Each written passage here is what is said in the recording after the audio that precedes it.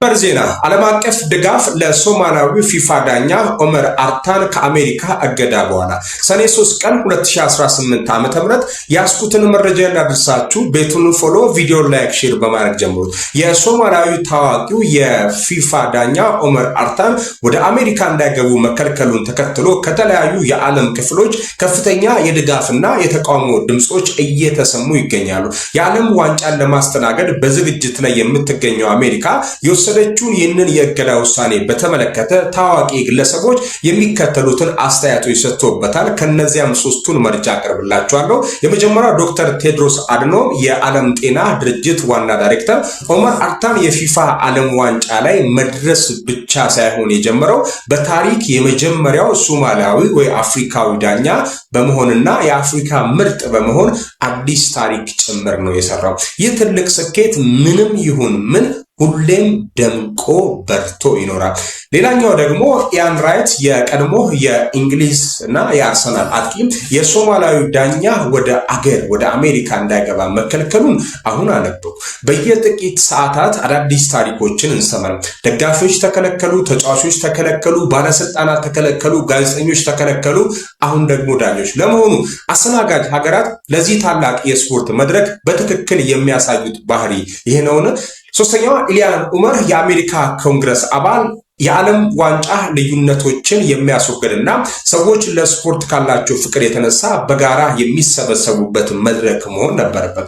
ኡመር አርታን ቪዛ ተሰጥቶት እንኳ ወደ ሀገር እንዳይገባ ተከልክሎ ሊሆን ይችላል። ነገር ግን የሱ ታሪክና ክህሎት ይህ ዘረኛ አስተዳደር ከስልጣን ከወረደ በኋላ ለረጅም ጊዜያት ሲከበር ይኖራል።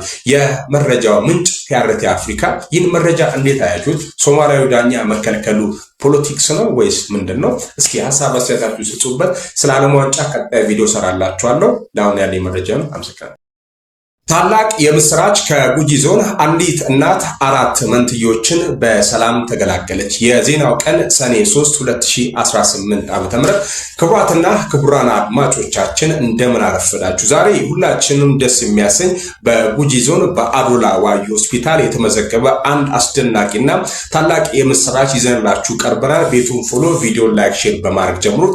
የዕለቱ ደስ የሚል ዜና በዝርዝር የእናቲቱ ማንነት ይቺ እግዚአብሔር በበረከት የጎበኛት ብርቱ እናት ወይዘሮ አዳነች ጥላውን ሃሮ ትባላለች። ትውልዷም በጉጂ ዞን ስር በሚገኝ የዳሞ ወረዳ ነው። እናቲቱ ከወሊድ ጊዜዋ 1 ወር ቀደም ብላ ወደ አዶላ ዋዩ ሆስፒታል በመምጣት አስፈላጊውን የሕክምና ክትትል ስታደርግ ቆይታለች። በከፍተኛ የሕክምና ክትትል ላይ ያለች ዓርብ ዕለት ሰኔ 3 ቀን ጧት ልክ 3 ሰዓት ላይ ማለት ነው ምጥ አጋጥሟት በሰላም ወልዳለች ማለት ነው። የወለደቻቸውም 2 ወንድና 2 ሴት በድምሩ 4 ውብ ህጻናትን በአንድ ጊዜ ታቅፋለች።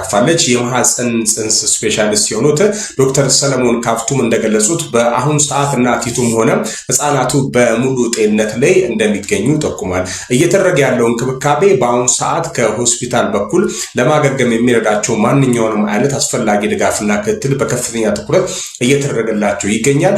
ለእናቲቱና ለህፃናቱ መልካም ጤንነትን እየተመኘን ይህን ታላቅ የምስራች ለብስራት ሬዲዮ ያደረሱት የጉጂ ዞን ኮሚኒኬሽን ጽህፈት ቤት ኃላፊ የሆኑት አቶ አሸናፊ ዳንቆ ናቸው። ስላዳመጣችሁን ከልብ እናመሰግናለን።